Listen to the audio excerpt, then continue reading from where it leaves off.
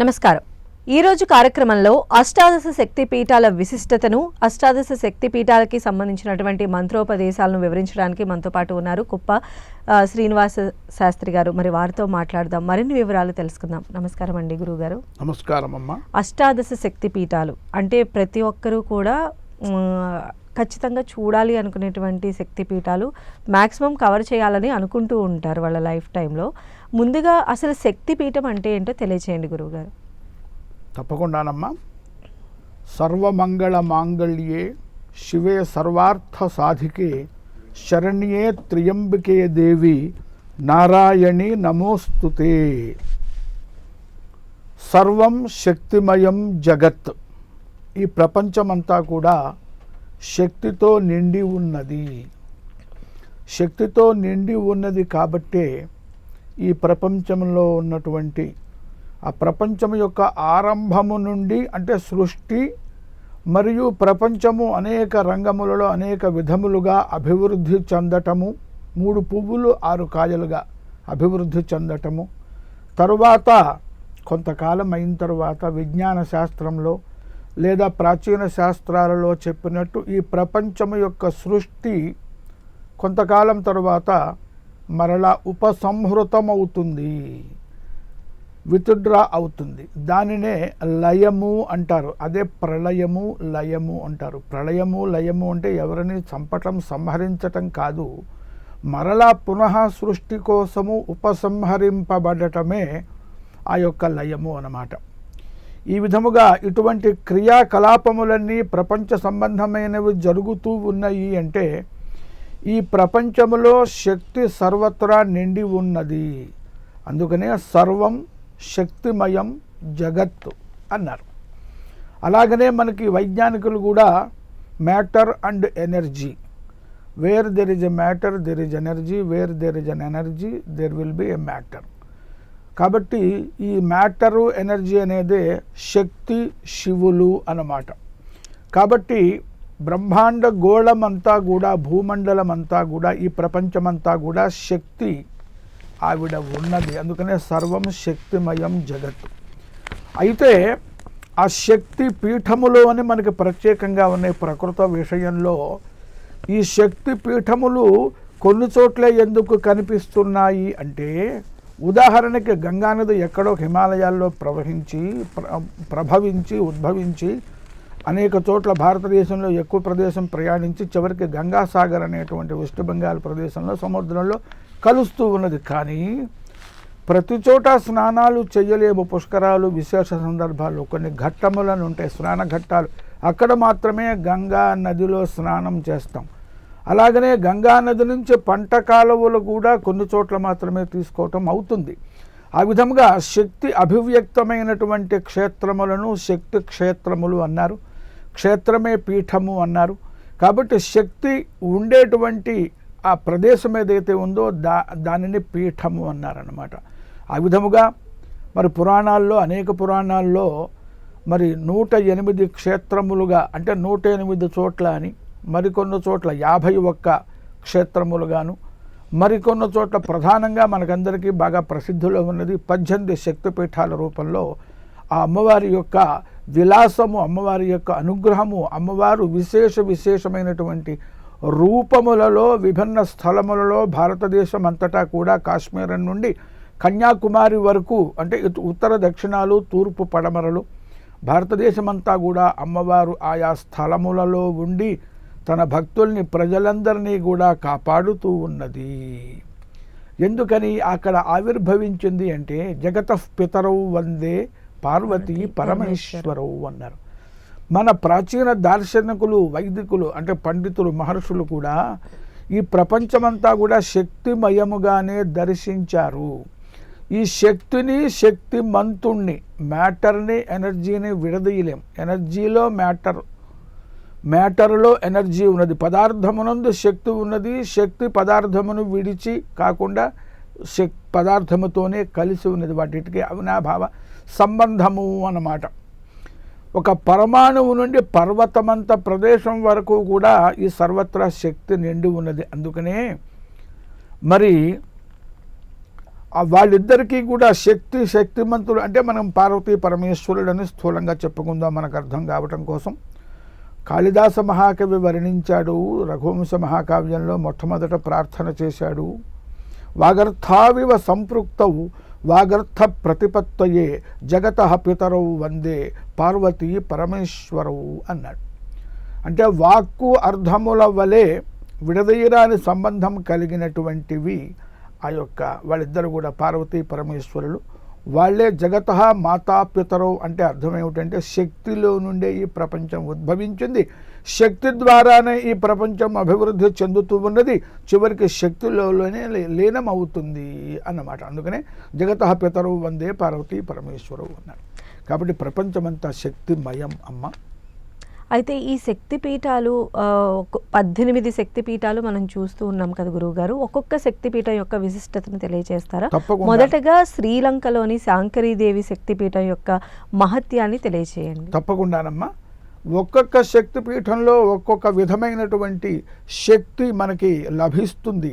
ఆ పీఠాన్ని దర్శించిన వాళ్ళకి, ఆ పీఠం యాత్ర చేసినటువంటి వాళ్ళకి, అక్కడ కొంతకాలం ఉండి ఒక నిద్ర చేయటము, ఆ అమ్మవారిని ఉపాసన చేయటము చేసిన వాళ్ళకి ఒక్కొక్క ఫలితం లభిస్తుంది. ఎవరైనా వెళ్ళవచ్చు. ఎందుకంటే అందరూ కూడా ఆ మాత యొక్క పుత్రులే, జగన్మాత యొక్క పుత్రులే కనుక.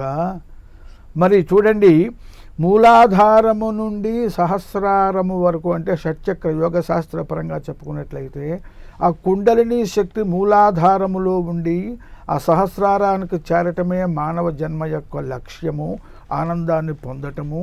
అందుకని భారతదేశం అంతటా కూడా ఒక శరీరంగా కనుక తీసుకున్నట్లయితే ఉపఖండం అన్నమాట. భారతదేశం అంటే నేడు కనిపిస్తున్న భారతదేశం కాదు, ఒకప్పటి భారత ఉపఖండము. ఆ విధముగా లంకాయాం శంకరీదేవి మొట్టమొదట శక్తిపీఠము శ్రీలంక, నేటి శ్రీలంక అనే ప్రదేశంలో ట్రింకోమలి అనేటువంటి ప్రాంతంలో అమ్మవారు యొక్క దేవాలయము ఉన్నది. వివిధ రూపాలలో కనిపిస్తూ ఉంటుంది.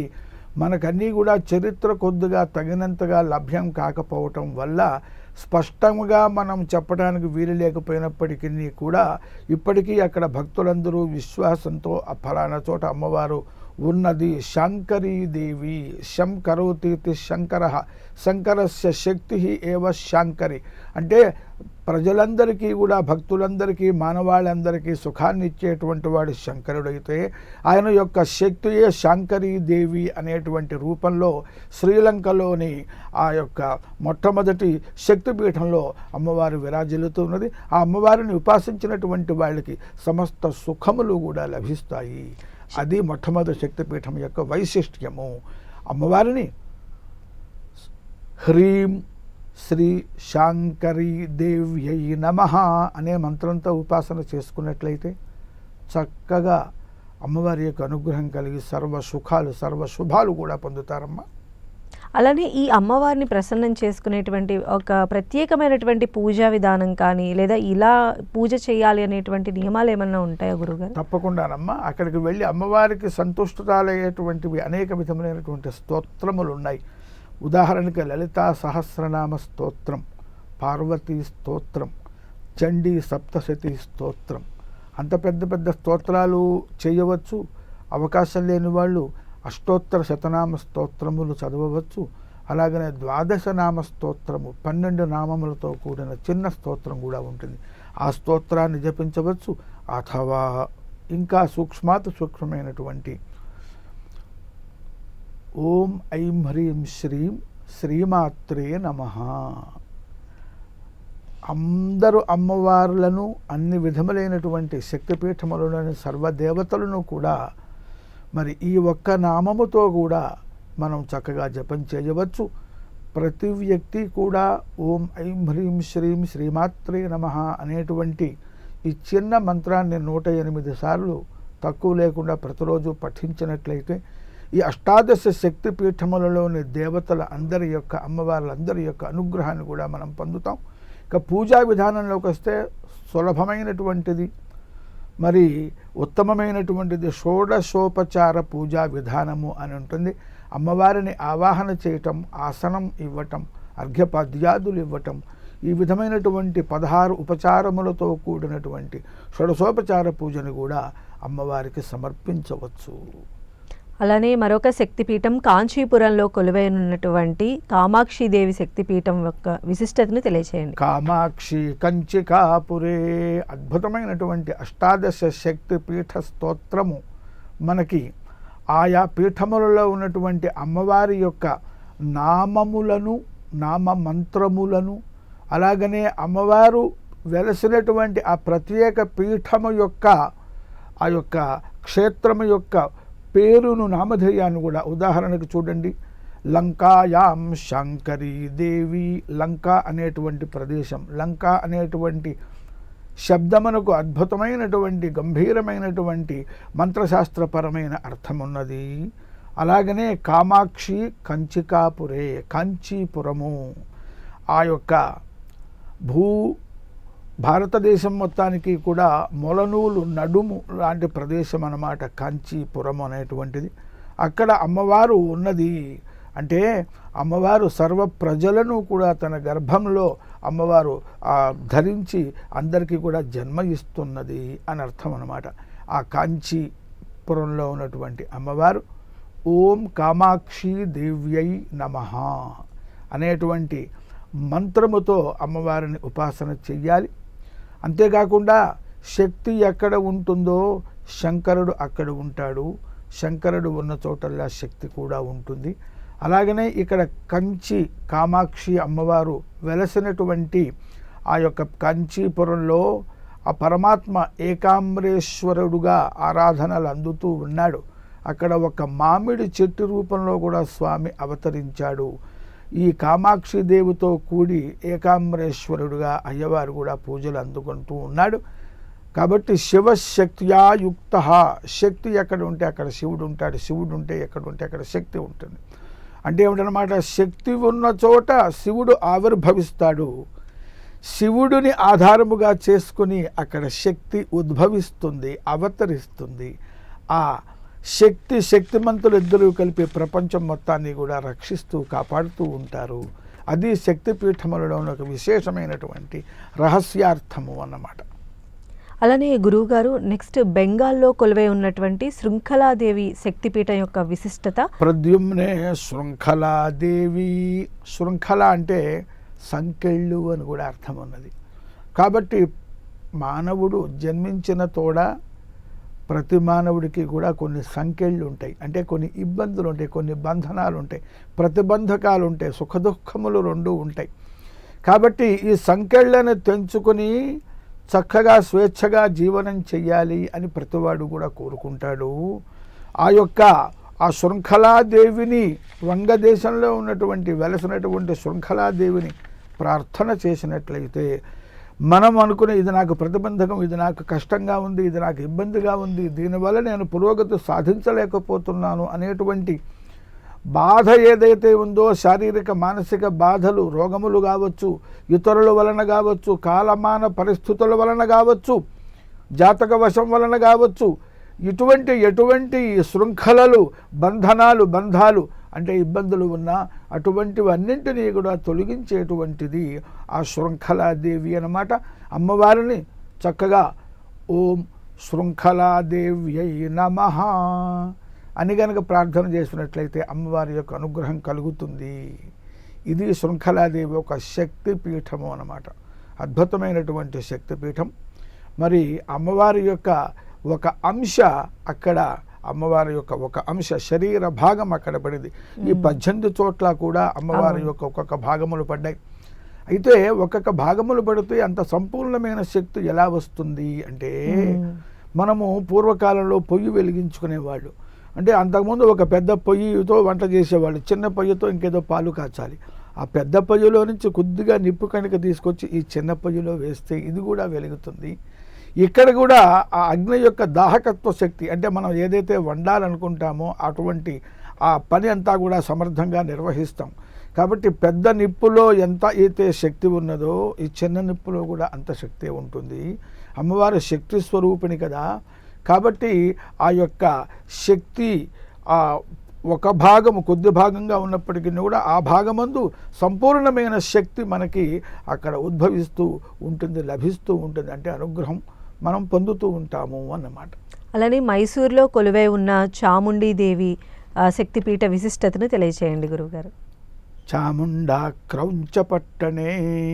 ఆ అమ్మవారు సాధారణంగా పవిత్రమైనటువంటి దేవతలందరూ కూడాను పెద్ద పెద్ద నదీ తీరములలో, క్షేత్రములలో, అంటే ఒక ప్రసిద్ధమైనటువంటి ప్రదేశంలో, అంటే ఎక్కువగా పర్వతముల మీద మరి వాళ్ళు మనకి అవతరిస్తూ ఉంటారు.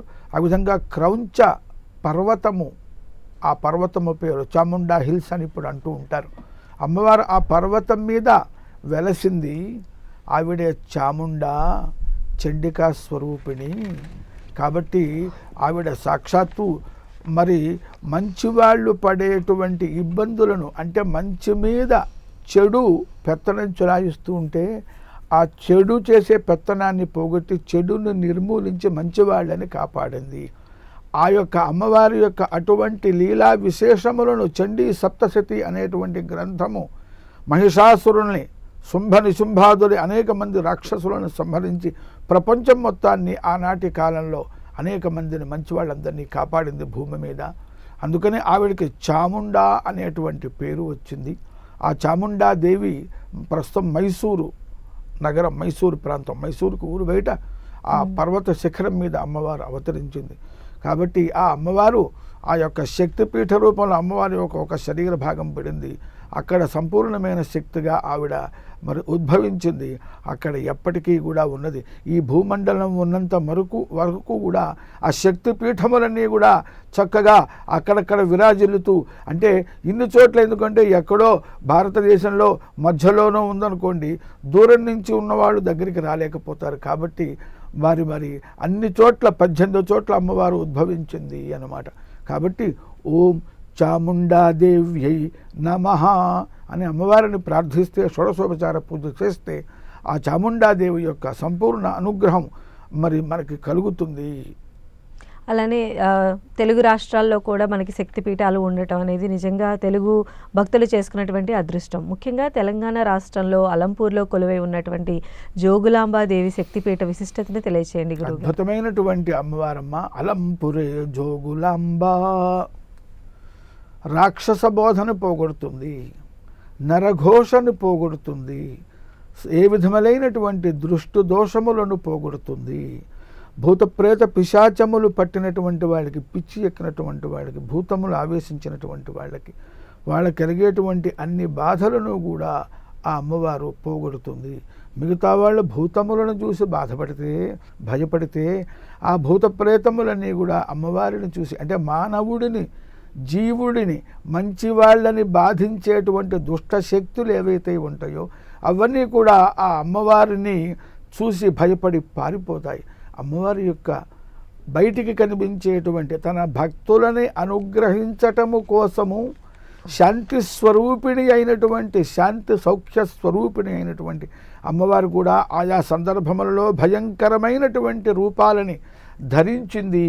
ఒక సందర్భంలో ఒక రాక్షసుడితో యుద్ధం చేసేటప్పుడు వాడి శరీరంలో నుండి ఒక్క రక్తబిందువు భూమి మీద పడినా ఆ రక్తబిందువులోంచి వాడితో సమానమైన మరి గొప్ప పరాక్రమం కలిగినటువంటి రాక్షసుడు ఉద్భవిస్తూ ఉంటే ఆ అమ్మవారు మరి పెద్ద నాలిక ధరించి భూమి మీద ఆ రాక్షసుడి రక్తపు బొట్టు నేల మీద పడకుండా ఆవిడ నాలికతో పీల్చివేసేదట. ఆ విధంగా అంటే అవసరమైతే ఎంత స్థాయికైనా కూడా తన భక్తుల్ని రక్షించటం కోసం అమ్మవారు అంత స్థాయికి వెళుతుంది. అందుకని ఆవిడికి రక్తదంతిక అనేటువంటి పేరు కూడా వచ్చింది. ఆ విధంగా ఈ అలంపుర క్షేత్రంలో దానికి హేమలాపురం అని పేరు. అంటే హేమము అంటే బంగారము. ఈ హిరణ్యవర్ణాం శ్రీ సూక్తము వేదమంత్రములు అమ్మవారిని బంగారు వర్ణంతో ప్రకాశిస్తున్నటువంటి తల్లిగా, అక్కడ మనం బంగారు వర్ణంతో ప్రకాశిస్తున్నటువంటి తల్లిగా వేదములు అమ్మవారిని స్తోత్రం చేస్తున్నాయి. హిరణ్యవర్ణాం హరిణీం సువర్ణ రజతస్రజాం అని స్తోత్రం చేస్తున్నాయి. కాబట్టి అటువంటి పైకి భయంకరంగా కనిపించిన అమ్మవారు మనస్సు మెత్తన, బిడ్డలని చూస్తే కరిగిపోయేటువంటి మాతృమూర్తి, జగన్మాత, జగదంబిక. అటువంటి ఆ యొక్క మరి జోగులాంబ, జోగుల అంబ, జోగి, యోగి, యోగియే జోగి, మరి ఆ విధంగా జోగి అని అనబడుతూ ఉంటాం. ప్రకృతి వికృతి పేర్లు అన్నమాట. యోగులకు అంబ, యోగులు ఉపాసించేటువంటి దైవతం దేవి ఆవిడ. అందుకని యోగుల అంబ కాస్త యోగులాంబ, అదే జోగులాంబగా మారింది. సాధారణ వ్యక్తులు కాదు, యోగులు కూడా అమ్మవారిని ఉపాసించి అమ్మవారిని అనుగ్రహాన్ని పొందుతారు. అటువంటి మన తెలంగాణ రాష్ట్రంలో అద్భుతమైనటువంటి పరమ దయ కలిగినటువంటి ఆ అమ్మవారి యొక్క సాన్నిధ్యం మనకున్నది. ఓం జోగులాంబాయై నమః అనే మంత్రముతో అమ్మవారిని ఉపాసన చేయాలి. పూజాధికం చేస్తే అమ్మవారి యొక్క అనుగ్రహం వల్ల మనము ఏవైతే వద్దనుకుంటామో, మనము పోగొట్టుకోలేమో, మన సుఖ దుఃఖ కష్ట నష్ట బాధలని, నరదృష్టిని, నరఘోషను, దిష్టులన్నింటినీ కూడా పోగొట్టి కాపాడుతుంది అమ్మవారు. అలానే శ్రీశైల క్షేత్రంలో కొలువై ఉన్న భ్రమరాంబికాదేవి మహత్యాన్ని తెలియచేయండి, ఆ శక్తిపీఠ విశిష్టతను తెలియజేయండి. శ్రీశైలే భ్రమరాంబికా.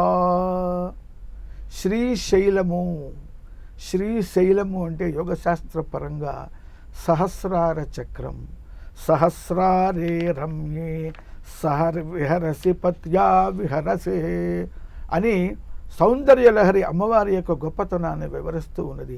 శ్రీ అంటే మహాకాళి, మహాలక్ష్మి, మహాసరస్వతి స్వరూపిణి అయినటువంటి ముగురమ్మల మూలపొటమ్మ మహాశక్తి ఆవిడయే. ఆవిడ ఉండేటువంటి ఉన్నతమైనటువంటి ప్రదేశమే మన యొక్క శిరస్సు పైభాగంలో ఉండేటువంటి ఆ యొక్క చక్రము, ఉత్తమోత్తమైన చక్రము, ఉన్నతమైన చక్రము. ఆ చక్ర స్థానము శ్రీశైలంగా పరిగణింపబడుతూ ఉంటుంది. ఆ శ్రీశైల కొండలన్నీ కూడా స్థూలంగా చూసినట్లయితే శ్రీచక్ర రూపంలో వెలసిల్లుతూ ఉంటాయి.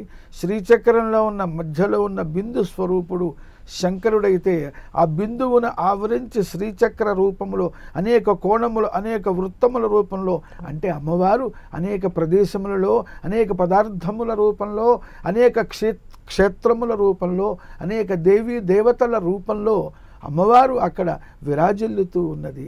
కాబట్టి భ్రమరాంబిక, భ్రమరము తొమ్మిద దుమ్మని నాదం చేస్తుంది. అంటే ఆ అమ్మవారు మన శరీరంలో నాదరూపిణి అయి విరాజిల్లుతూ ఉన్నది. అంటే తల్లి పుత్రునితో ఎప్పుడు కలిసే ఉంటుంది.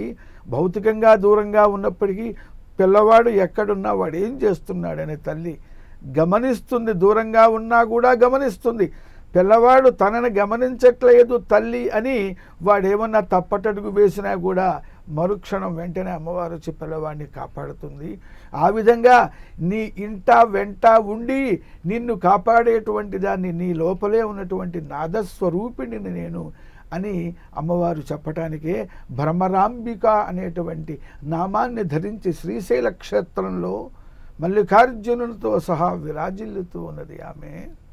కాబట్టి అటువంటి అమ్మవారిని ఓం శ్రీ భ్రమరాంబికా దేవ్యై నమః అని మంత్రముతో ఉపాసన చేస్తే ఆ భ్రమరాంబికా దేవి యొక్క అనుగ్రహం వల్ల శరీరంలో ఉన్నటువంటి ఎక్స్టర్నల్ లింబ్స్, బాహ్యమైనటువంటి అంగములు, అంతరికమైన ఇంటర్నల్ ఆర్గాన్స్ ఇవన్నీ కూడా శుద్ధి అయ్యి ఆ విధమైనటువంటి ఏ విధమైన అనారోగ్యం లేకుండా చక్కని శారీరక మానసిక ఆరోగ్యాన్ని అందించేటువంటిది ఆ అమ్మవారి యొక్క అనుగ్రహం అన్నమాట.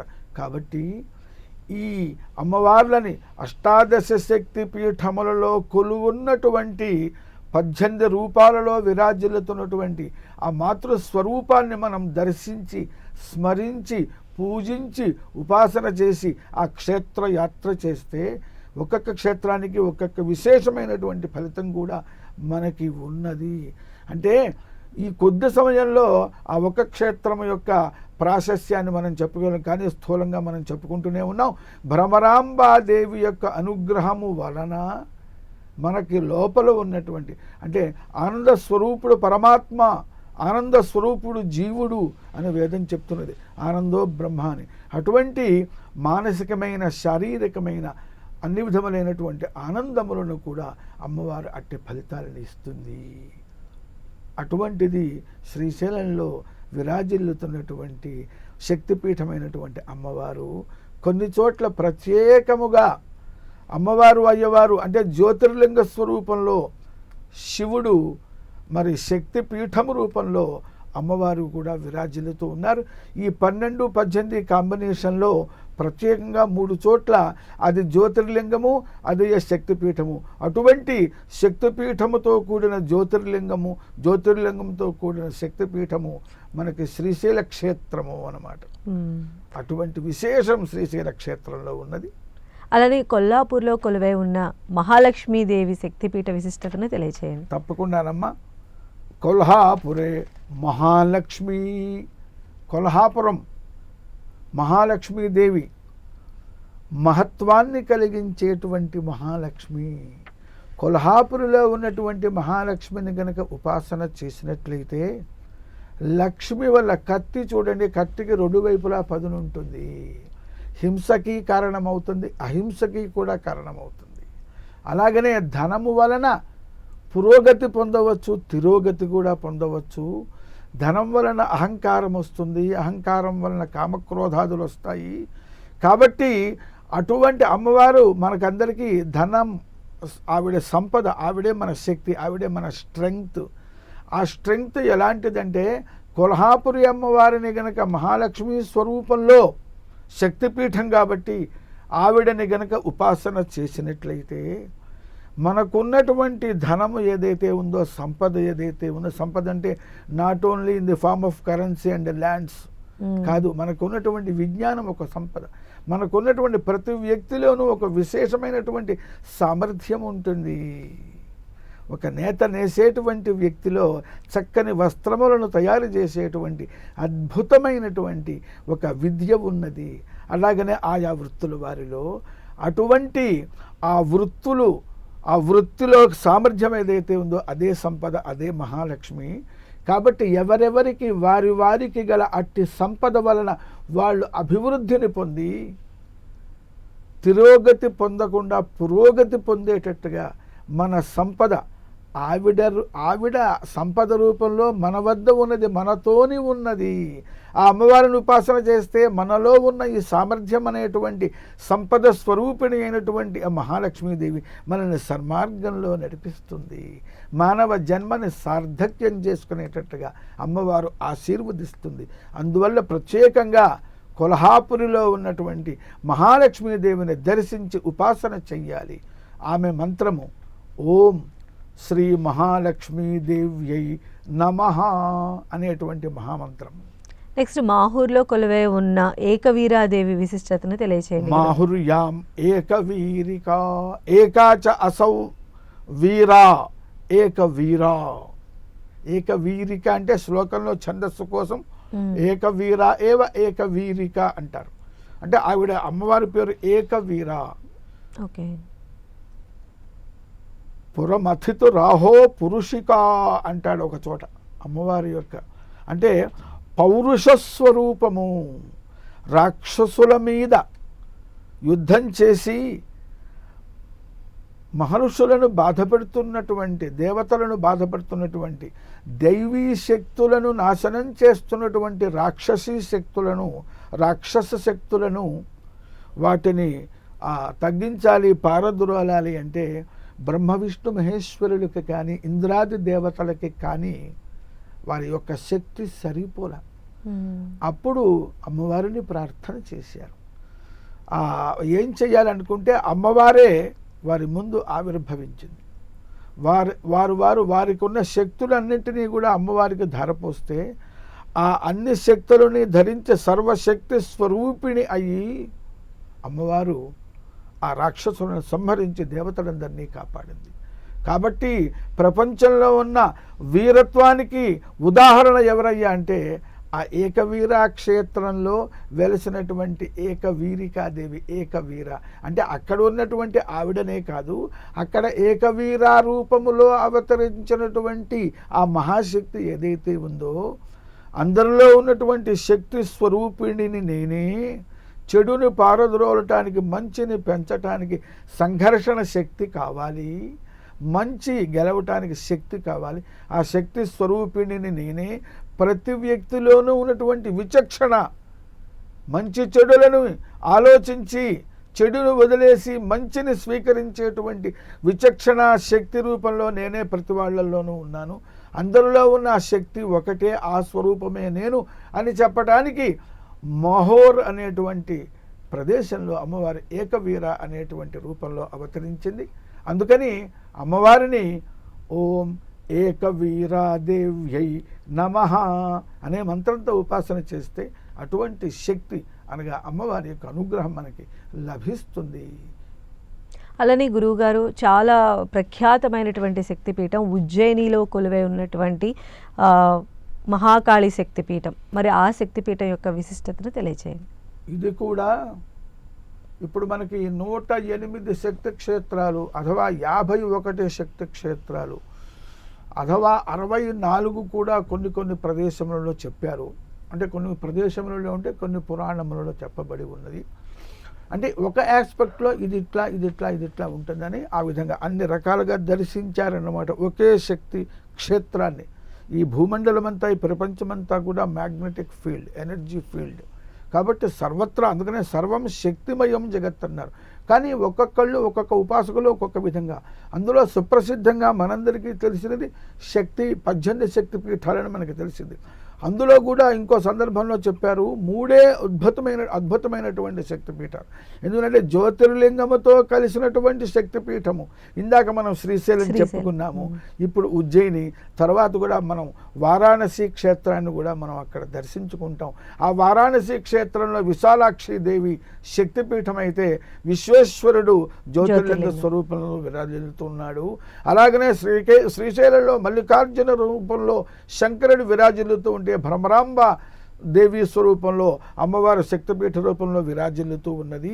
ప్రస్తుతంలో ప్రకృతంలో ఉజ్జయిన్యాం మహాకాళీ మహాకాళశ్చ అసౌ మహాకాళీ చ మహాకాళి. అంటే మహాకాళీలో మహాకాళ అనే పదం కూడా ఉన్నదిగా, దానికి ఈ చేరిస్తే మహాకాళి అయింది. మహాకాళ ప్లస్ ఈ మహాకాళి. మహాకాళ అంటే రుద్రుడు. ఈ తాం పద్మిని మీం శరణమహం ప్రపంచే. మహాలక్ష్మిని ఈం అనే పదంతో, ఈం అనే అక్షరం మహాలక్ష్మి వాచకం, ఆమె యొక్క బీజాక్షరం కూడా అని చెప్తారు. ఆ విధంగా మహాకాళీ అంటే శక్తిమంతుడితో కలిసినటువంటి శక్తి. అక్కడ ఉజ్జయినిలో ఉన్నటువంటి మహాకాళేశ్వరుడు ఆ యొక్క జ్యోతిర్లింగ స్వరూపంగా విరాజిల్లుతూ ఉంటే ఆయన సర్వులకు ప్రభువు. ఆయన మించిన ప్రభువు ఇంకెవరు కూడా లేరు అని చెప్పడానికి లోకంలో ఒక మాట ఉన్నది. ఈ అధికారంలో ఉన్నటువంటి వ్యక్తి, రాష్ట్రపతి కావచ్చు, ప్రధానమంత్రి కావచ్చు, సాధారణమైనటువంటి అధికారులు కావచ్చు, ఈ అధికారంలో ఉన్నటువంటి వాళ్ళు ఏ రోజు కూడా అక్కడ రాత్రి నిద్ర చేయరు, స్వామిని దర్శిస్తారు. అక్కడ నిద్ర చేస్తే వారి అధికారం మర్నాడికి త్వరలోనే పోతుంది అంటారు. అంటే ఆయన మహాకాళేశ్వరేశ్వరుడు గనుక సర్వ అధికారములు ఆయనవే. ఈశ్వర అంటే అందరికీ అధిపతి అయినటువంటి వాడని అర్థం. అటువంటి కాలమునకు కూడా ప్రతి పదార్థము కూడా ప్రపంచంలో కాలమునకు లోబడి ఉంటుంది. ఇటువంటి అన్నింటినీ లోబరుచుకున్నటువంటి కాలము ఎవరికి లోబడి ఉంటుందో ఆయన మహాకాళుడు, మహాకాళుడైన ఈశ్వరుడు. అటువంటి మహాకాళేశ్వరుడు ఉజ్జయిని క్షేత్రంలో విరాజిల్లుతూ ఉంటే ఆయన యొక్క శక్తి రూపంలో ఉజ్జయిన్యాం మహాకాళీ అని చెప్పి ఆయన యొక్క లయ అనేటువంటి కార్యంలో సహకరిస్తూ ఉంటుంది అమ్మవారు. కాబట్టి ఆ అమ్మవారిని గనక ఉపాసన చేసినట్లయితే, దర్శించినట్లయితే మృత్యుభీతి పోతుంది, మరణ భయం పోతుంది, అమరత్వం కలుగుతుంది. అంటే వాళ్ళకి సంపూర్ణమైనటువంటి సుఖవంతమైనటువంటి ఆయుర్దాయం కలుగుతుంది. అందువల్ల ఆయుర్భాగ్యమే మహాభాగ్యం. ఆయుష్ ఉంటే అన్నీ ఉంటాయి. అన్నీ ఉన్నా ఆయుష్ లేకపోతే ఏమీ ప్రయోజనం లేదు. కాబట్టి ఆయుర్భాగ్యము ఉన్నది అంటే అన్ని భాగ్యములు ఉన్నట్టే. కాబట్టి సర్వులకి కూడా భయం, మరణ భయం, మృత్యు భయాన్ని పోగొట్టి ఆయుర్భాగ్యాన్ని ఇచ్చేటువంటి ఆ మహాకాళీ స్వరూపంలో అమ్మవారు అక్కడ విరాజిల్లుతూ ఉన్నది. ఆవిడని ఓం మహాకాళ్యై నమః అని ఉపాసన చేసినట్లయితే అమ్మవారి యొక్క అనుగ్రహం తప్పకుండా మనకి లభిస్తుంది. అలానే గురువుగారు పిఠాపురంలో కొలువై ఉన్న పురుహూతికా దేవి పీఠం యొక్క విశిష్టతను తెలియజేయండి. తప్పకుండానమ్మా. పీఠాయాం పురుహూతిక, ఇది ఆంధ్రప్రదేశ్లో ఉన్నది. పిఠాపురం అనేటువంటి ఒక ప్రాంతం కాకినాడకి దగ్గరగా ఉంటుంది. సరే, పీఠాయాం అది గొప్ప దత్తక్షేత్రం కూడా. శ్రీపాద శ్రీవల్లభులు అక్కడ చక్కగా అవతరించారు. సాక్షాత్తు పరమాత్మ దత్తుడి యొక్క, అంటే పరమాత్మ బ్రహ్మ విష్ణు మహేశ్వరులు కలిసి ఒకే రూపంలో దత్తుడుగా మొట్టమొదటి అవతారం అయితే, వారి యొక్క రెండవ అవతారము శ్రీపాద శ్రీవల్లభుడు. అక్కడ పురుహూతిక అనేటువంటి పేరుతో అమ్మవారు అక్కడ విరాజిల్లుతూ ఉన్నది. గొప్ప అది పితృదోషములను పోగొట్టి ఆ పితృ అనుగ్రహం, పితృదేవతల యొక్క అనుగ్రహాన్ని కలిగించేటువంటిది పురుహూతిక. అంటే ఈ బ్రహ్మాండ సృష్టిలో సకల జీవ జడ పదార్థములు కూడా ఎటువైపు ప్రయాణిస్తూ ఉన్నాయి? పరమాత్మ వైపు ప్రయాణిస్తూ ఉన్నాయి. పరమాత్మలో నుంచి ఉద్భవించినటువంటి ప్రతి వస్తువు మరలా పరమాత్మ వైపు ప్రయాణిస్తూ ఉన్నాయి.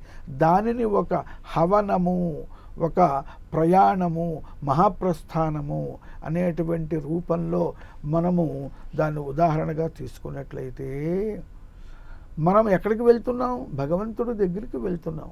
కాబట్టి అది అత్యంత ఉన్నతమైనటువంటి, అందరూ కోరేటువంటి అపవర్గము, మోక్షస్థితి, జీవన్ముక్త స్థితి.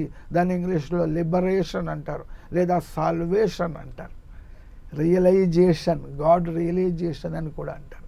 కాబట్టి అటువంటి అనుగ్రహాన్ని కలిగించేటువంటిది, ప్రాణులందరినీ కూడా తన వైపు ఆకర్షించుకునేటువంటిది ఆ యొక్క జగన్మాత. కాబట్టి పిల్లవాడు ఎంతోమంది ఉన్నప్పటికీ కూడా తన తల్లి దగ్గరికే మొట్టమొదట వెళ్తాడు. అంటే అది ఏమిటి ఆకర్షణ శక్తి అంటే అది మాతృ అనుగ్రహం, మాతృ ప్రేమ అన్నమాట. అటువంటి మాతృ ప్రేమని అందించేటువంటి ఆ యొక్క శక్తిపీఠ విశేషం అక్కడ ఉన్నది. కాబట్టి ఆవిడ అందరినీ కూడా తన బిడ్డల వలె ఆ ప్రేమను అందించి కాపాడుతూ ఉండేటువంటి రూపంలో అక్కడ అమ్మవారు వెలసిల్లింది. అందువల్ల ఆ దేవతని ఓం పురుహూతికాదేవ్యై నమః అని ఉపాసన చేసినట్లయితే ఎంతో తల్లిని చూస్తే అనిర్వచనీయమైన ఆనందం కలుగుతుంది. అదే అటువంటి ఆనందము కోసమే మానవుడు చేసేటువంటి అనేక ప్రయత్నాలు, ప్రవృత్తులు. కాబట్టి ఆ అమ్మవారి దర్శనం చేత మనం చేసేటువంటి ప్రతి పని వల్ల మనకు అద్భుతమైనటువంటి ఆనందం కలుగుతుంది. అటువంటి ఆనందాన్ని పిఠాపుర శక్తి క్షేత్రంలో, శక్తిపీఠంలో విలసిల్లుతున్నటువంటి పురుహూతికాదేవి మనకి అందిస్తుందమ్మా. అది విశేషము. అమ్మవారిని జపించడానికి ఎలాంటి మంత్రాలు ఉన్నాయండి? ఓం, ఇందాక మనకు అనుకున్నాడు సాధారణ మంత్రం ఐం హ్రీం శ్రీం శ్రీమాత్రే నమః. విశేష మంత్రము ఓం పురుహూతికాదేవ్యై నమః అనేటువంటి విశేష నామ మంత్రము. నెక్స్ట్, ఒరిస్సాలో కొలువై ఉన్నటువంటి గిరిజాదేవి శక్తిపీఠం యొక్క విశిష్టతను తెలియజేయండి. ఓడ్యాణే గిరిజాదేవి. ఓడ్యాణము అంటే అది వడ్డాణము వంటి ప్రదేశం. అంటే భరతమాతకు ఆ ఒరిస్సా ప్రదేశం, ఒరిస్సా రాష్ట్రం అనేటువంటిది ఓఢ్ర దేశం అని కూడా అంటారు. ఓడ్యాణే అదే వడ్డాణము అయింది తెలుగులో పలకగా. వడ్డాణము ధరించేటువంటి ఆ క్షేత్రము అమ్మవారికి ఉన్నటువంటి అనేక అలంకారములలో వడ్డాణము వంటిది.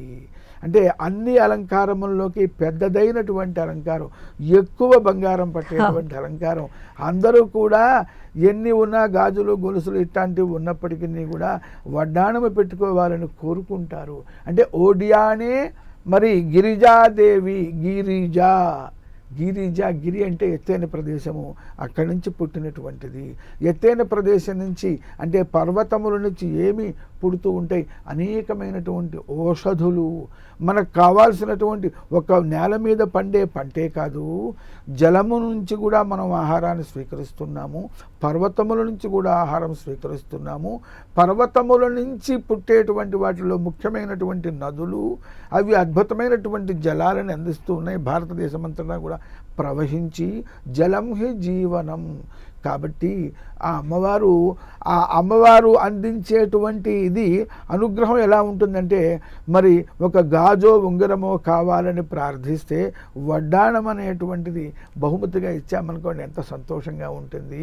ఆ విధంగా ఆ ఓడియాన క్షేత్రములో శక్తిపీఠములో అవతరించినటువంటి గిరిజాదేవిని ఆవిడ అవతరించడం కాదు, అక్కడ ఉద్భవించింది. ఆవిడ తనంతట తానుగా ఉద్భవించింది. మరి ఆవిడ అటువంటి అనుగ్రహాన్ని మనకి ఇస్తుందన్నమాట. ఎందుకంటే సిద్ధక్షేత్రములు, స్వయంభూ క్షేత్రములు, మానవ నిర్మిత క్షేత్రములు అని ప్రపంచంలో ఉన్న క్షేత్రములన్నీ 3 రకములుగా ఉంటాయి. ఈ అమ్మవారి యొక్క ఒక్కొక్క శరీర ఖండము పడటము చేత అక్కడ ఒక దేవీ స్వరూపము ఉద్భవించింది అంటే అది స్వయంభూ క్షేత్రము అన్నమాట. స్వయంభూ క్షేత్రము అన్నిటికంటే అల్టిమేట్, ఎక్కువ శక్తి కలిగినటువంటిది అన్నమాట. అద్భుతమైన అనంతమైనటువంటి ఆ శక్తి యొక్క ఆవిర్భావం మనకి కనిపిస్తూ ఉంటుంది, లబ్ధి పొందుతూ ఉంటాం. అటువంటి అంటే కోరిన దానికంటే కూడా ఎంతో ఎక్కువ ఫలితాన్ని అనుగ్రహించేటువంటి అమ్మవారు. తండ్రి డబ్బులు అడిగితే ఇవ్వకపోయినా, అంటే పిల్లవాడు అడిగితే డబ్బులు తండ్రి ఇవ్వకపోయినా తల్లి ఇస్తుంది. కాబట్టి మనకి యోగంలో రాతలో లేకపోయినా సంపద అనేది, సుఖం అనేది ఆ గిరిజాదేవిని ప్రార్థించినట్లయితే ఆవిడ మనకి కావాల్సిన సంపదని ఏది, ఎప్పుడు, ఎంత, ఎలా అవసరమో అలా అందించేటువంటి దేవి గిరిజాదేవి. ఓం గిరిజాదేవ్యై నమః అనేటువంటిది ఆమె యొక్క ఉపాసనా మంత్రము. అలానే ద్రాక్షారామంలో కొలువై ఉన్న మాణిక్యాంబాదేవి శక్తిపీఠం యొక్క విశిష్టతను, అలానే ఆ అమ్మవారిని ప్రసన్నం చేసుకోవడానికి పఠించాల్సిన మంత్రాన్ని తెలియజేయండి. నువ్వు భలే మంచి మంచి ప్రశ్నలు వేస్తున్నావమ్మా. అమ్మవారిని తలుచుకుంటే, తల్లిని తలుచుకుంటే ఎవరికి పులకింత కలగదు, మానసికమైనటువంటి సహజమైనటువంటి అంటే రోమాంచము కలిగేటువంటి ఆనందం కలుగుతుంది. ఎందుకంటే ఆ తల్లి యొక్క రక్తమాంసములు అంటే ఆవిడ యొక్క శరీరంలోని సర్వ పదార్థములు ఆవిడ మనకి అందిస్తే ఆ పదార్థములతో, ఆ వస్తువులతో, దాంతోపాటు అమ్మ అందించిన ప్రేమ 9 మాసాలు ఎంత ప్రేమను చూపిస్తుంది తల్లి. అంత ప్రేమ, భౌతికమైనటువంటి పదార్థములు, తల్లి యొక్క అద్భుతమైనటువంటి ప్రేమ అనేటువంటి ఆ మాధుర్యాన్ని మేళవించినటువంటి శరీరము ఇది. ప్రతి మానవుడికి, ప్రతి ప్రాణికి పొందినటువంటి శరీరము అమ్మ యొక్క అనుగ్రహంతో, అమ్మలోంచే మనం పుట్టాం. అందుకని ఈ శరీరం ఎలాంటిదంటే మాణిక్యము. ఈ మాణిక్యమును అందించినటువంటి తల్లి, మాణిక్య స్వరూపుడైనటువంటి అంటే రత్నం, నవరత్నాలు అంటాం, అటువంటి రత్న స్వరూపమైనటువంటి శరీరాన్ని అందించినటువంటి తల్లి కనుక ఆవిడని మాణిక్యాంబ అన్నారు. అంతేకాకుండా ఆవిడ దక్షవాటికే. దక్షవాటికే అంటే ఆ దక్షుడి యొక్క కుమార్తెగా జన్మించింది ఆమె. దక్షుడు తపస్సు చేశాడు. ఈ శక్తిపీఠములు ఉద్భవించటానికి దక్షుడు కారణం. అంటే శివనింద చేశాడు కాబట్టి దక్షుడిని శివుడు శిక్షించాడు. అమ్మవారు అక్కడ ఆత్మహత్య చేసుకున్నది, శరీర త్యాగం చేసుకున్నది. ఇదంతా లీల. ఇదంతా కూడా అవసరమైతే కొంతమంది మంచివాళ్ళు ఉంటారు, తనకు చెడ్డమాట వచ్చినా కూడా పరోపకారం చేస్తూ ఉంటారు. ఇది ఆ మంచివాళ్ళు చేసేటువంటి ప్రపంచానికి పరోపకారం కదా.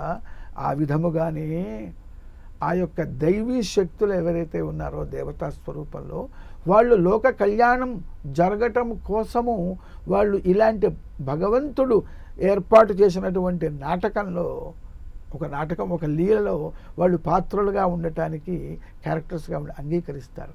కాబట్టి దక్షుడి యొక్క కుమార్తెగా ఉద్భవించి సతీదేవి, ఆవిడ అక్కడ దేహత్యాగం అంటే ఆ శరీరం అంటే భౌతిక శరీరం పోయినా తేజస్ శరీరంతో అమ్మవారు ఉంటుందన్నమాట. కాబట్టి ఇక్కడ ఈ అమ్మవారు ఈ దక్ష వాటికలో అంటే ఆవిడ పుట్టిల్లు, దక్షుడి ఇల్లు ఆవిడ పుట్టిల్లు. కాబట్టి ఆ యొక్క దక్ష వాటికలో మరి అమ్మవారు ఆ మాణిక్యాంబ స్వరూపంలో ఉన్నది. అంటే మాణిక్యము అంటే వజ్రము, అన్ని నవరత్నములలోనూ వజ్రం అనేటువంటిది, మాణిక్యం అంటే మనకి ఎర్రరాయి సూర్యుడికి సంబంధించింది కూడా అనే అర్థం ఉంది. వాడు మాణిక్యం లాంటి వాడు అంటాం, మన రత్నము లాంటి వాడు అంటాం. ఆ విధముగా ఆ మాణిక్యము అంటే దైవీ శక్తులలో దేవతలందరిలోకి అతి విశిష్టమైనటువంటిది, అతి సుందరమైనటువంటిది, అత్యంత అనుగ్రహాన్ని కలిగించేటువంటిది. అమ్మ కంటే, జగన్మాత కంటే ఇంకెవరున్నారండి? శాంతుడైనటువంటి శాంత స్వభావుడైన శివుడు కొండగచో ఉగ్రస్వరూపుడైనప్పటికీ కూడా ఆయన యొక్క ఉగ్రత్వాన్ని పోగొట్టి మరలా శాంత స్థితిని కలిగించేటువంటిది అమ్మవారు. అందుకనే ఇక్కడ దక్షయజ్ఞములో శివుడు ఉగ్రుడైనప్పటికీ మరలా తపస్సు చేసి ఆయనని వివాహం చేసుకుని సతీదేవి ఆయన్ని మరలా శాంతమూర్తిగా మార్చింది. అందువల్ల ఆవిడ మాణిక్యాంబ అంటే అంతకంటే గొప్ప తల్లి లేదు అనే అర్థంలో మాణిక్యాంబ అన్నారు. ఇంకోటి చూడండి, తపస్సు చేసుకునే శివుణ్ణి మన్మధుడు బాణం వేసి తపోభంగం చేస్తే, శివుడు మూడో నేత్రం తెరిచి భస్మం చేస్తే, రతీదేవి అమ్మవారిని ప్రార్థన చేస్తే మరలా శంకరుణ్ణి మెప్పించి ఆ మన్మధుడు తిరిగి ఉజ్జీవింపేట చేసింది చూడండి. కాబట్టి అందుకనే ఆవిడికి సర్వలోక జనని అంటాం, సర్వలోక మాత, జగన్మాత అంటాం. తప్పు చేసిన వారిని కూడా క్షమించేది ఒక్క తల్లి మాత్రమే. తండ్రి ఒకసారి క్షమిస్తాడు, ఒకసారి శిక్షిస్తాడు, తల్లి ఎప్పుడూ శిక్షించదు. కుపుత్రో జాయేత క్వచిదపి కుమాత నభవతి. అమ్మవారి యొక్క ఆ అద్భుతమైనటువంటి ఆ గొప్పతనం చెప్పుకోవాలంటే ఇలా సాగిపోతూ ఉంటుంది సముద్రంలో తరంగంలాగా. తరంగాలు అనంతం. ఆ విధంగా ఈ మాణిక్యాంబ అనేటువంటి ఒక్క మాట అమ్మవారి నామధేయం ఏమిటంటే, అమ్మా అందరికంటే గొప్పదానివి, నీకంటే గొప్పవాళ్ళు ఎవరు లేరమ్మా, నీవే నా తల్లివి అని చెప్పి ప్రార్థన చేయమని, ఆ ప్రార్థన చేసిన వాళ్ళని తల్లి కంటే కూడా ఎక్కువగా నేను అనుగ్రహిస్తాను అని చెప్పటానికే దక్ష వాటికలో మాణిక్యాంబ అనే నామధేయాన్ని ధరించి అమ్మవారు అక్కడ అవతరించింది. అమ్మవారిని ఉపాసన చేసే అంటే పెద్ద పెద్ద మంత్రాలు, ఎన్నో మంత్రశాస్త్ర రహస్యములు యోగశాస్త్రంలో ఉన్నవి, అవన్నీ సాధారణమైనటువంటి వాళ్ళు చేయలేరు. కనుక ప్రతి వ్యక్తి కూడా అమ్మవారిని ఉపాసన చేసి పూజించి అమ్మవారి యొక్క అనుగ్రహం పొందటం కోసము ఈ ఉన్న సమయంలోనే ఉన్నంతలోనే అమ్మవారి యొక్క మంత్రములను కూడా మనం నామమంత్రములను స్మరించుకుంటున్నాం. ఈ విధంగా ఓం మాణిక్యాంబాయై నమః, దీనికి ఐం హ్రీం శ్రీ చేరిస్తే ఇంకా విశేషం. అధికస్య అధికం ఫలం, పిండి కొద్దీ రొట్టె, శ్రద్ధావాన్ లభతే జ్ఞానం, యావత్ శ్రద్ధ తావత్ ఫలం. ఆ విధంగా మరి అమ్మవారిని మన శ్రద్ధను అనుసరించి ఎక్కువ శ్రద్ధతో యథాశక్తిగా ప్రార్థన చేసి అమ్మవారి యొక్క అనుగ్రహాన్ని కూడా పొందొచ్చు. మరొకమారు ఓం ఐం హ్రీం శ్రీం మాణిక్యాంబికాయై నమః. అలానే అస్సాంలో కొలువై ఉన్న కామాఖ్యాదేవి శక్తిపీఠ యొక్క విశిష్టతను తెలియచేయండి గురువుగారు. తప్పకుండానమ్మా. హరిక్షేత్రే కామరూపీ, హరిక్షేత్రము అస్సాం అనేటువంటి నేటి పిలువబడుతున్నటువంటి అక్కడ గౌహతికి దగ్గరలో ఉంటుంది అంటారు కామాఖ్య క్షేత్రం. అది కూడా ఒక పర్వతం మీద, శిఖరం మీద ఉంటుంది. కామాఖ్య ఆవిడ పేరే కామము. కామము అంటే కోరిక. కోరిక అంటే కామము అంటే వేరే ఆంగ్ల భాషను అనుసరించో ఇంకేదో భాషను అనుసరించి ఇంకే అర్థం తెలుసుకోరాదు. ఈ ప్రపంచము కోరిక ఉంటేనే ప్రపంచము ఉద్భవించింది. కోరికతో నిండినటువంటిది ప్రపంచము. కోరిక యొక్క మరొక రూపమే ప్రపంచము. కాబట్టి కామ పురుషార్థము వలన, ఎందుకంటే ప్రజాపతిరకామయత ప్రజాసృజేయేతి అని వేదం చెప్తున్నది. అంటే ప్రజాపతి తలచుకున్నాడు, కోరుకున్నాడు, నేను ప్రజలందరినీ సృజించాలి, అంటే నేను సృష్టి చేయాలి. సృష్టికి మూలం ఏమిటి? కోరిక. కోరిక అంటే సంస్కృత భాషలో కామము అని అర్థం అన్నమాట. కాబట్టి అంటే ఈ కామం అనేది ఉంటేనే ప్రతి ప్రాణి కూడా పుట్టుతున్నాడు, జీవిస్తున్నాడు, లయాన్ని పొందుతున్నాడు. లయాన్ని పొందుతడం కూడా కామమేనా అంటే నేను ముక్తిని పొందాలి, నేను ఇంతకాలం జీవనం చేశాను, ఈ జీవనాన్ని సార్థకం చేసుకోవాలి అనేటువంటి కోరికయే లయం అన్నమాట. కాబట్టి స్థూలంగా మనకు చెప్పుకున్నట్లయితే సర్వులలోనూ వారు జీవించడానికి ప్రవృత్తికి, ఆ ప్రవృత్తిని కలగజేసేటువంటి మోటివేషనల్ ఎనర్జీ అనేది ఏదైతే ఉందో, ప్రచోదక శక్తి, దానినే కామము అంటారు. అంటే ఆ కామ ప్రచోదక శక్తి అనేటువంటి రూపంలో ప్రతి ప్రాణిలోనూ కూడా అమ్మవారు ఉన్నది. ప్రాణిలో ఉందంటే మరి జడ పదార్థములు అమ్మవారి స్వరూపంగా, జడ పదార్థములలో కూడా అమ్మవారు ఆ శక్తి రూపంలో ఉన్నది.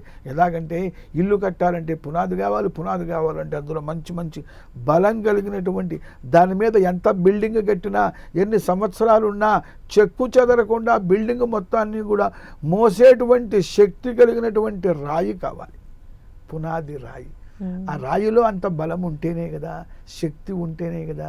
కాబట్టి జడ పదార్థములలో కూడా ఆయా విభిన్నమైనటువంటి కార్యములు నిర్వహించగలిగేటువంటి శక్తి రూపంలో జడ పదార్థములలో కూడా అమ్మవారు విలసిల్లి ఉన్నది, నివాసం ఉంటున్నది.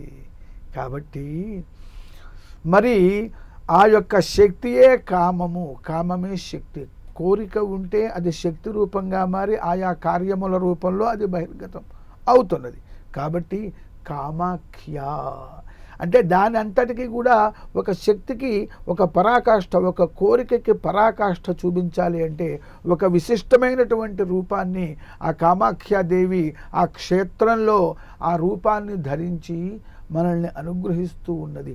కాబట్టి అమ్మవారిని ఉపాసన చేసే మంత్రం ఏమిటయ్యా అంటే ఓం కామాఖ్యాదేవ్యై నమః అనేటువంటి మంత్రం. అలానే ప్రయాగలో కొలువై ఉన్నటువంటి మాధవేశ్వరి దేవి శక్తిపీఠ విశిష్టతను, అలానే పఠించాల్సిన మంత్రాన్ని తెలియజేయండి. ప్రయాగే మాధవేశ్వరి అన్నారు. ప్రయాగ ప్రకృష్టమైన యాగము, ప్రయాగము. యాగం అంటే ఏమిటి? దేవతోద్దేశేన ద్రవ్య త్యాగ యాగ. అంటే ప్రపంచమంతా సుభిక్షంగా ఉండాలి అని మంచి వాళ్ళందరూ కలిసి ఒక్కొక్క వ్యక్తి వారి వారి శక్తిని అనుసరించి, సంకల్పాన్ని అనుసరించి చేసేటువంటి, ప్రపంచ క్షేమం కోసం చేసేటువంటి ఒక మంచి పనులు ఏవైతే ఉన్నాయో దానిని యాగం అంటారు. ఆ మంచి పనులే పరాకాష్ఠకు చెందితే ప్రయాగము అంటారు. కాబట్టి ఈ అమ్మవారు అంటే మానవులం, మనము మంచిని కోరి మంచి పనులు చేస్తాము. ఈ పనికి ఫలితం ఎవరిస్తారు? అమ్మవారు ఇస్తుంది. కాబట్టి ఈ ప్రయాగే అంటే మంచి వ్యక్తులు కలిసి మంచి సంకల్పం చేసి మంచి పనులు చేసేటువంటి ప్రతి ప్రదేశములో కూడా, అంటే మొట్టమొదటి సంకల్పం ఎక్కడి నుంచి వస్తుంది? మనస్సులో వస్తుంది. మనస్సు ఎక్కడ ఉంది? శరీరంలో ఉంది. ఆవు గడ్డి మేసి పాలు ఇవ్వాలనే సంకల్పం. గడ్డి మేసి గడ్డి ఇవ్వదు, ఇంకే పదార్థాన్ని ఇవ్వదు, పాలను తప్పకుండా ఇస్తుంది. కాబట్టి అటువంటి వాళ్ళు మంచివాళ్ళు. చెట్టు నాటితే అది మనకి ఫలములను ఇస్తున్నది. మంచివాళ్ళు చేసేటువంటి ఫలము అలా ఉంటుంది. అంటే పని యొక్క ఫలితం అలా ఉంటుంది అన్నమాట. కాబట్టి ఆ ఫలితాన్ని అందించేటువంటిది చెట్టుని ఉద్భవించి, అంటే చెట్టుని తయారు చేసి, చెట్టు పెరిగేటట్టుగా చేసి, ఆ చెట్టు వలన ప్రపంచానికి మధురమైన ఫలం అందించేటువంటి చేసేటువంటి ఒక శక్తి ఏదైతే ఉందో ఆ శక్తి పేరే మాధవేశ్వరి. ప్రయాగ అనే క్షేత్రంలో మాధవేశ్వరి రూపంలో ఒక మందిరము, ఒక మూర్తి ఉంటుంది. కానీ కాన్సెప్ట్ ఏమిటి? ఉద్దేశ్యం ఏమిటి? తత్వమేమిటి? ఏమి బోధిస్తున్నది? ప్రయాగ అనే పేరు కలిగిన క్షేత్రంలో మాధవేశ్వరి రూపంలో అమ్మ అక్కడ అవతరించి మనకి ఏమి బోధిస్తున్నది అంటే, మంచివాళ్ళందరూ, ప్రాణులందరూ మంచి పనులు చేయండి, మీ మంచి పనులనే నా పూజగా భావించి మీకు మంచి ఫలితమును, మీకే కాదు ప్రపంచం మొత్తానికి మంచి ఫలితాన్ని నేను అందిస్తాను, మీకు నేను అండగా ఉన్నాను అని అంతర్లీనంగా అమ్మవారు చెప్తూ ఉన్నదన్నమాట. అది ప్రయాగే మాధవేశ్వరి అనేటువంటి క్షేత్రంలోని విశేషము. ఆ అమ్మవారిని ఉపాసన చేసే మంత్రం ఓం మాధవేశ్వర్యై నమః. ఇంకా కూడా విశేషం ఉంది, సమయాన్ని బట్టి ఇంకోసారి ముచ్చటించుకుందాం. అలానే గురువుగారు, హిమాచల్ ప్రదేశ్లో కొలువై ఉన్నటువంటి జ్వాలాముఖీదేవి శక్తిపీఠం యొక్క విశిష్టత. జ్వాలాయాం వైష్ణవీ తథా. జ్వాలాముఖి మీకు తెలుసు, జ్వాలాముఖి అనే క్షేత్రము. అక్కడ నిరంతరము కూడా జ్యోతి స్వరూపంలో, ఒక అగ్ని రూపంలో అమ్మవారు మరి అక్కడ వెలసిల్లుతూ ఉన్నది, దర్శనమిస్తూ ఉన్నటువంటిదని. అక్కడ ఎప్పుడూ కూడా అమ్మవారి యొక్క ఉపాసన, పూజాధికం, అమ్మవారి యొక్క విశిష్టమైనటువంటి, అమ్మవారికి అత్యంత ప్రీతి కలిగించేటువంటి చండీ సప్తశతి ఇత్యాది మహామంత్ర శ్లోకముల యొక్క పారాయణ జరుగుతూ ఉంటుంది, స్తోత్రముల పారాయణ జరుగుతూ ఉంటుంది. కనుక అక్కడ ఉండి ఆ అమ్మవారు ప్రపంచం మొత్తాన్ని కూడా జీవింపజేస్తూ ఉన్నది, లైఫ్ ఇస్తూ ఉన్నది. చూడండి, ఒక మనిషి బతికి ఉన్నాడు లేదా మృతి చెందాడు అని చెప్పడానికి శరీరాన్ని పట్టుకుంటాం. శరీరము చల్లగా ఉంటే ఆయన లేడు అంటాం, శరీరము వెచ్చగా ఉంటే ఆయన ఉన్నాడు, ఇంకా బతికే ఉన్నాడు అంటాం. కాబట్టి అక్కడ జ్వాలాముఖి, జ్వాలా రూపంలో, ఉష్ణశక్తికి ప్రతీక అయినటువంటి జ్వాలా రూపంలో అమ్మవారు అక్కడ వెలసిల్లింది. సరే, అదేదో గ్యాసు వస్తున్నది, ఇది గ్యాసు తప్ప అమ్మవారు కాదు అని కొంతమంది నాస్తికులు ప్రయత్నం చేశారు. కానీ పునః ఎక్కడి నుంచి వస్తున్నది గ్యాసు?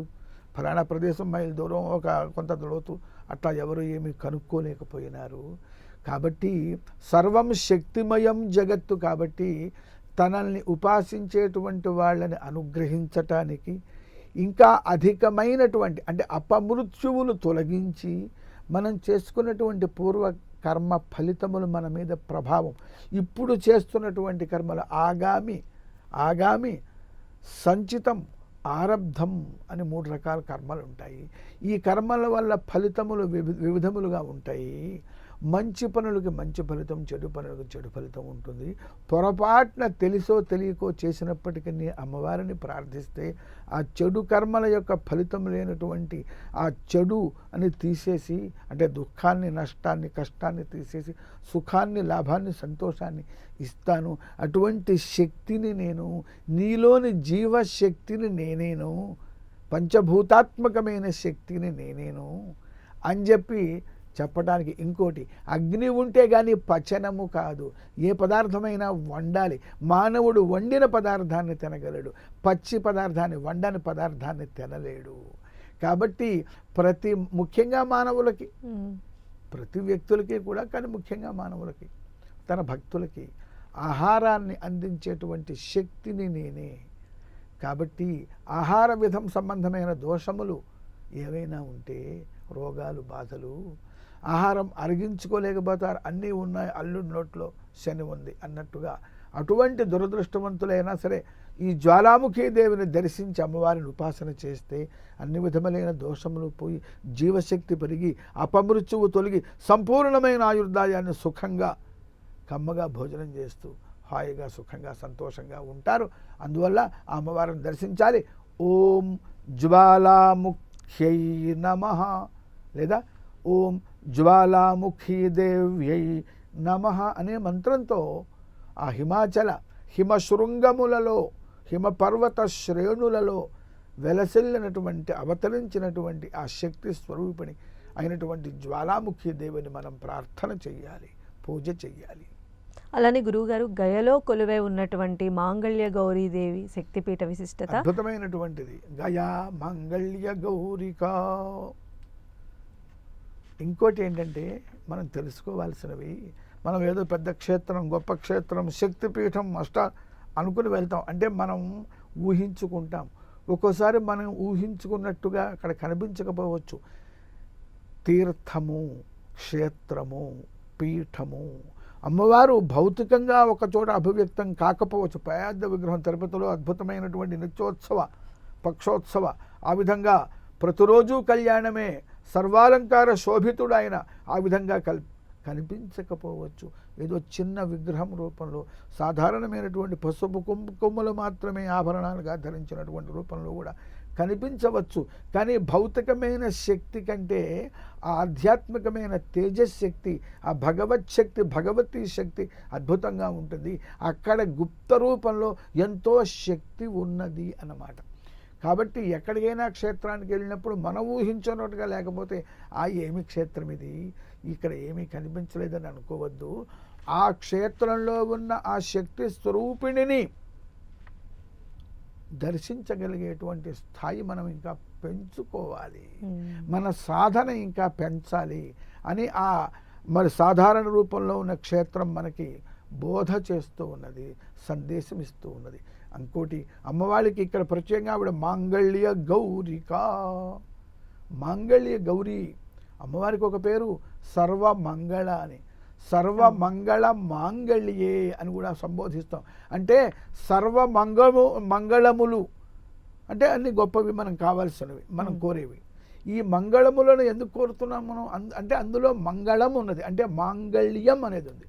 మంగళమైన వస్తువు యొక్క శక్తి, ధర్మము, భావము, అది ఇచ్చే సుఖం, దానిని మాంగళ్యం అంటాం. ఈ సర్వమంగళకరమైన పదార్థములలో అటువంటి శక్తి మాంగళ్యం అని చెప్పబడుతుంది. కాబట్టి సర్వమంగళకరమైన పదార్థములలో ఉన్నటువంటి మాంగళ్య రూపిణైనటువంటి శక్తి, జీవశక్తి, దైవీ శక్తి ఏదైతే ఉన్నదో అదే ఆవిడ మాంగళ్య గౌరిక. శక్తి తేజస్వరూపంగా ఉంటుంది.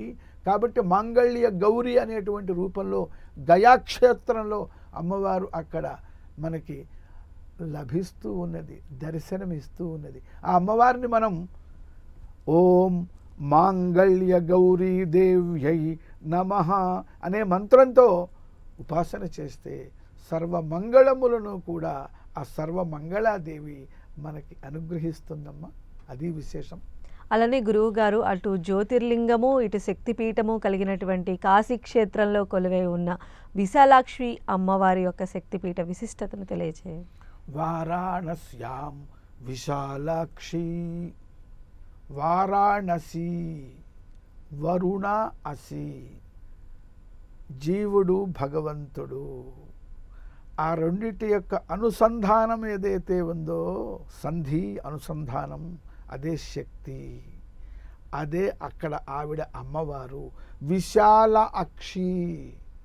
అమ్మవారికి కాంచీపురంలో కామాక్షి అని పేరు, మరొక చోట మీనాక్షి అని పేరు, ఇక్కడ విశాలాక్షి అని పేరు. అంటే కామాక్షి, ఆమె దర్శన మాత్రము చేత మనలోని కోరికలన్నీ సఫలములవుతాయి. ఆమె మనల్ని చూడటం లేదా మనం ఆవిడని చూడటం. ఎందుకంటే ఆవిడ మనల్ని చూడకపోవటం అనేది ఉండదు. ఆవిడ దృష్టిలోనే ఆవిడ యొక్క కృపాకటాక్ష వీక్షణములు అనేటువంటి కిరణముల మధ్యలోనే మనం ఉన్నాం. సూర్యకిరణములు ఆగిపోతే చంద్రకిరణములు ప్రారంభమవుతాయి, చంద్రకిరణములు ఆగిపోతే సూర్యకిరణములు ప్రారంభమవుతాయి. ఈ కిరణములన్నీ అమ్మవారి యొక్క కృపాకటాక్ష వీక్షణములే. కాబట్టి ఇక్కడ విశాల అక్షి అంటే కాశీ క్షేత్రం, ఇది కూడా మరి జ్యోతిర్లింగ క్షేత్రము, శక్తిపీఠ క్షేత్రము. ఇక్కడ తీర్థము, క్షేత్రము, శక్తి మూడు ఉన్నాయి. గంగా నది తీర్థము, ఎక్కడైతే పవిత్ర జలములు ఉంటాయో దానిని తీర్థము అని అంటారు. క్షేత్రము దైవీ శక్తి ఉంటుందో క్షేత్రము. అలాగనే శక్తిపీఠం ఉంటే పీఠము. ఇక్కడ కాశీలో, శ్రీశైలంలో కూడా, ఉజ్జయినిలో కూడా క్షిప్రా నది, ఉజ్జయినిలో, శ్రీశైలంలో కృష్ణా నది, కాశీ క్షేత్రంలో గంగా నది. అందుకని శక్తిపీఠములు మూడు అన్నారు. అంటే అన్ని లక్షణాలు కలిగి సాధారణమైన మానవుడు కూడా దర్శించగలిగేటువంటి సులభమైనటువంటి ప్రదేశములు, సుందరమైన ప్రదేశములు అన్నమాట. సరే, ఇక్కడ విశాలాక్షి అనే పేరుతో అంటే ఏంటంటే ఆవిడ కళ్ళు పెద్దవి చేసుకుని చూస్తుంది. కొంతమంది క్షేత్ర ప్రాధాన్యం, కొంతమంది తీర్థ ప్రాధాన్యం అటు ఇటు పోతుంటారేమో. ఎటు పోయినా, ఏ దిక్కుకు వెళ్ళినా అమ్మవారు కృపాకటాక్షములతో మనల్ని అనుగ్రహిస్తూ ఉంటుంది. కాబట్టి విశాలమైన అక్షి కన్నులు కలిగినటువంటిది దేవత గనక ఆ రూపంలో అక్కడ అవతరించింది కనుక ఆవిడ యొక్క మరొక రూపమే అన్నపూర్ణాదేవి. అందరికీ అన్నం పెట్టేది ఎవరమ్మా? తల్లియే కదా. కాబట్టి సకల జీవులకి కూడా అన్నపూర్ణే సదాపూర్ణే శంకర ప్రాణవల్లభే జ్ఞాన వైరాగ్య సిద్ధ్యర్థం భిక్షాన్ దేహి. ఆ తల్లిని, దేవిని తలుచుకుని భోజనం చేస్తే ఆ భోజనం వల్ల భౌతికమైన శరీరానికి శక్తియే కాకుండా మంచి జ్ఞానం కూడా కలుగుతుంది, మానసికమైన శక్తి కలుగుతుంది. అటువంటి శారీరక మానసిక శక్తులని ఆ క్షేత్రంలో ప్రవేశించిన సకల జీవులకి తద్వారా మోక్షం కూడా ఇచ్చేటువంటి దేవత విశాలాక్షి, ఆ శక్తి స్వరూపిణి కాశీ మహాపట్టణంలో మహాక్షేత్రంలో ఆ శక్తిపీఠం రూపంలో విశాలాక్షి రూపంలో అమ్మవారు అవతరించింది. ఓం విశాలాక్షి దేవ్యై నమః. ఇక చివరగా కాశ్మీర్లో కొలువై ఉన్న సరస్వతీదేవి శక్తిపీఠ విశిష్టత. కాశ్మీరేతు సరస్వతి.